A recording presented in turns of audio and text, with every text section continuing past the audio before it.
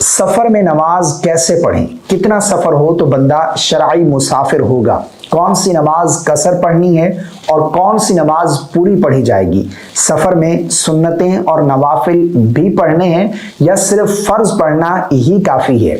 अगर सफर में कसर नहीं बल्कि पूरी नमाज पढ़ ली तो नमाज होगी या नहीं? आज की इस वीडियो में ये तमाम मसाइल मैं आप लोगों के साथ शेयर करने जा रहा हूँ। बहुत सारे लोग ये मसाइल नहीं जानते और जब सफर में होते हैं तो वो चंद एक गलतियां करते हैं जिनकी वजह से उनकी नमाजें बर्बाद हो जाती हैं। तो आप इन मसाइल को अच्छे तरीके से समझिए और कोशिश करें कि नमाज के जो मसाइल हैं हमें सीखने चाहिए ताकि हम ये जो फर्ज है ये सही तरीके से अदा कर सकें। आका करीम अलैहिस्सलाम का फरमान है कि क़यामत के दिन सबसे पहला सवाल नमाज का होगा, इसलिए कोशिश करनी चाहिए जो नमाज के मसाइल हैं ये हमें सीखने चाहिए ताकि हम ये फर्ज सही तरीके से अदा कर सकें। अब कसर नमाज के क्या मसाइल हैं ये बहुत से लोग नहीं जानते, सफ़र करते हैं लेकिन वो नमाज जो है वो कसर नहीं करते और कुछ मसाइल उन्हें मालूम ही नहीं होते जिनकी वजह से उनकी नमाजें जो हैं वो ज़ाया हो जाती हैं। सफ़र में नमाज के क्या अहकामात हैं ये आज की इस वीडियो में मैं आप लोगों के साथ डिटेल के साथ शेयर करने जा रहा हूँ और बिल्कुल आसान अल्फाज में आपको समझाने की कोशिश करूँगा ताकि आपको मेरी बातें समझ आ सकें। सबसे पहले आपसे गुजारिश है कि वीडियो को लाइक और शेयर करना बिल्कुल नहीं भूलिएगा और अगर आप परफ्यूम लवर हैं या फिर अबाया खरीदना चाहती मेरी बहनें अच्छी क्वालिटी वाले तो हमारी वेबसाइट जरूर विजिट कीजिएगा। सबसे पहला सवाल, कितना सफर हो तो बंदा शरई मुसाफिर होगा? यानी शरई मुसाफिर कौन है? देखिए इस हवाले से उलमा ने लिखा है कि जो शख्स 92 किलोमीटर कम अज कम 92 किलोमीटर का सफर का इरादा रखता है ऐसा शख्स शरई मुसाफिर है। ऐसा शख्स जैसे ही अपने सिटी से अपने शहर से बाहर निकलेगा और उसका इरादा 92 किलोमीटर कम अज कम 92 किलोमीटर का इरादा है सफर करने का, ऐसा शख्स जैसे ही शहर से बाहर निकलेगा तो वो शरई मुसाफिर कहलाएगा। वो नमाज में कसर करेगा। सिटी से बाहर या फिर गांव देहात में आप रहते हैं तो जैसे ही आप अपने गांव से बाहर निकलेंगे और 92 कम अज कम 92 किलोमीटर का सफर का इरादा रखते हैं तो आप शरई मुसाफिर कहलाएंगे। आप फिर नमाज में कसर करेंगे, ठीक है।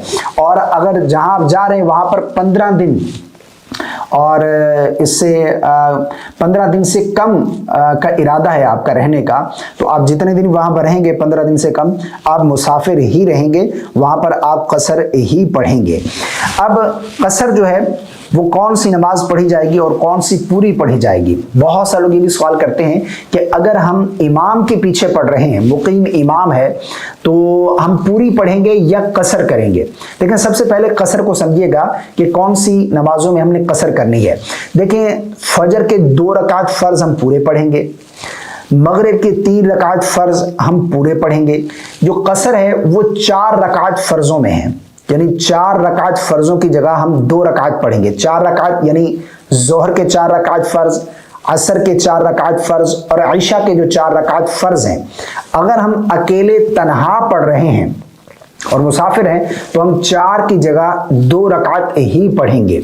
अगर हम मुकीम इमाम की इक्तदा में जमात से पढ़ रहे हैं तो फिर हम ये जोहर, असर और ईशा के भी 4 रकात ही पढ़ेंगे। ऐसा नहीं है कि मुकीम इमाम के पीछे आप 2 रकात पढ़कर सलाम फेर दें और बाकी नमाज ना पढ़ें, ऐसा नहीं है। अगर तन्हा पढ़ रहे हैं या फिर मुसाफिर इमाम है, इमाम भी मुसाफिर है, मुक्तदी भी मुसाफिर है, तो फिर वो 4 की जगह 2 रकात ही पढ़ेंगे, ठीक है ना। जोहर, असर और ईशा 4 रकात फर्जों को कसर करके 2 रकात पढ़ेंगे। बाकी फजर के 2 रकात फर्ज पूरे पढ़ेंगे, मगरिब के 3 पूरे पढ़े जाएंगे और इसी तरह जो 4 रकात फर्ज हैं उनमें आपने कसर करनी है, ठीक है ना।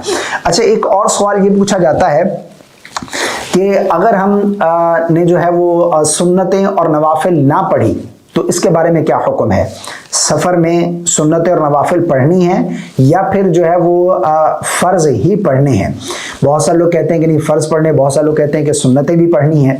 तो इस चीज़ को अच्छे तरीके से समझ लीजिए। उलमा ने लिखा है कि अगर कोई खौफ का या आपको कोई इस तरह का कोई खौफ नहीं है कि आप सफ़र में हैं और आपका काफ़िला निकल जाएगा, सुन्नतें पढ़ेंगे, या फिर आप सुन्नतें और नवाफिल पढ़ते हैं तो आपकी बस निकल जाएगी, गाड़ी निकल जाएगी, ट्रेन निकल जाएगी, अगर कोई खौफ नहीं है तो फिर आप सुन्नतें اور نوافل بھی پڑھیں گے، سنت مؤکدہ جو ہیں یہ آپ ترک نہیں کریں گے۔ ہاں اگر سفر میں ہیں، سفر جاری ہے ابھی اور خطرہ ہے کہ گاڑی نکل جائے گی، آپ سنت اور نوافل پڑھیں گے، یا پھر اسی طرح جو ہے وہ آپ کا قافلہ نکل جائے گا، یا پھر ٹرین وغیرہ میں ہیں، یا کوئی اس طرح کا خوف ہے، تو پھر آپ سنت مؤکدہ بھی ترک کر سکتے ہیں، چھوڑ سکتے ہیں، پھر آپ فرض ہی پڑھیں گے۔ لیکن اگر آپ جو ہے وہ پرسکون ہے، یعنی کوئی ایسا مسئلہ نہیں ہے، یا پھر جہاں کہیں مقیم ہوئے ہیں وہاں پر رکے ہیں، وہاں پر ظاہری بات ہے آپ کے پاس ٹائم ہے، تو آپ سنت مؤکدہ بھی ادا کریں گے، اور سنتوں میں کوئی قصر نہیں، ظہر کی 4 رکعت پوری پڑھیں گے، اسی طرح عصر کی 4 رکعت، عشاء کی 4 رکعت سنت غیر مؤکدہ، اور وتر یہ بھی آپ پڑھیں گے، ٹھیک ہے نا۔ صرف قصر جو ہے وہ فرضوں میں، سنتیں اور نوافل جو ہے وہ پوری پڑھیں گے اگر آپ کے پاس وقت ہے، آپ پڑھ رہے ہیں، ٹھیک ہے نا، سنتوں میں قصر نہیں ہے۔ اسی طرح ایک سوال یہ پوچھا جاتا ہے کہ اگر ہم سفر میں ہیں اور قصر نہیں پڑھی کسی نے بلکہ پوری پڑھ لی، تو اس کے بارے میں کیا حکم ہے؟ دیکھیے، اگر جان بوجھ کر اس طرح کیا تو نماز نہیں ہوگی۔ جب آپ کے اوپر قصر واجب ہے تو آپ قصر ہی پڑھیں گے، اگر پوری پڑھیں گے تو آپ جو ہے وہ آپ کی نماز نہیں ہوگی، یعنی 4 رکعت ظہر کے 2 پڑھیں گے، 4 رکعت عصر کے 2 پڑھیں گے، 4 رکعت عشاء کے 2 فرض کر کے پڑھیں گے، ٹھیک ہے نا، 2 رکعت کر کے آپ پڑھیں گے۔ اگر کسی نے پوری پڑھ لی تو نماز نہیں ہوگی، وہ نماز اس کو دوبارہ پڑھنی پڑے گی، ٹھیک ہے نا۔ اب اسی طرح اگر کوئی شخص بھول گیا، یعنی اس نے قصر کرنی تھی، دوسری رکعت میں بیٹھا ہے اور التحیات پڑھ کر وہ تیسری کے لیے کھڑا ہو گیا، تو اب اس کے لیے کیا حکم ہے؟ یہ مسئلہ بھی سمجھنے کی ضرورت ہے۔ دیکھیں، اگر تو وہ دوسری رکعت میں بیٹھا ہے، قاعدہ بیٹھا، اس نے التحیات پڑھی، التحیات پڑھنے کے بعد وہ بھول کر تیسری رکعت میں کھڑا ہو گیا، اب تیسری رکعت کے سجدہ کرنے سے پہلے اسے یاد آ گیا، وہ واپس لوٹ آئے اور التحیات پڑھے، سجدہ سہو کرے، اس کے بعد پھر التحیات درود پاک پڑھ کر دائیں بائیں سلام پھیر دے، تو اس طرح اس کی نماز ہو جائے گی، ٹھیک ہے نا، اگر تیسری کا سجدہ نہیں کیا۔ لیکن اگر تیسری کا سجدہ کر لیا تو اب یہ 1 رکعت اور بھی ملائے، 1 رکعت اور بھی ملائے گا، یعنی اس کے 2 رکعت فرض ہو جائیں گے اور 2 نوافل ہو جائیں گے، اور آخر میں سجدہ سہو یہ کرے گا، یعنی چوتھی رکعت میں جب قاعدہ بیٹھے گا تو اس وقت سجدہ سہو کرے گا، 2 اس کے نفل ہو جائیں گے اور 2 فرض ہو جائیں گے۔ لیکن اگر کوئی شخص جان بوجھ کر جو ہے وہ 2 کی جگہ 4 پڑھ لیتا ہے تو اس کی نماز ہی نہیں ہوگی، اس کو وہ نماز دوبارہ پڑھنی ہوگی۔ اچھا، ایک سوال اور بھی پوچھا جاتا ہے کہ جو خواتین جن کی شادی ہو گئی اور وہ اپنے سسرال میں سیٹل ہوگی، وہاں پر جا کر رہ رہی ہیں، تو وہ جب مائکے آئیں گی تو کیا وہ قصر پڑھیں گی یا پوری پڑھیں گی؟ تو یہ بھی بہت اہم مسئلہ ہے، بہت سے لوگ یہ سوال کرتے ہیں۔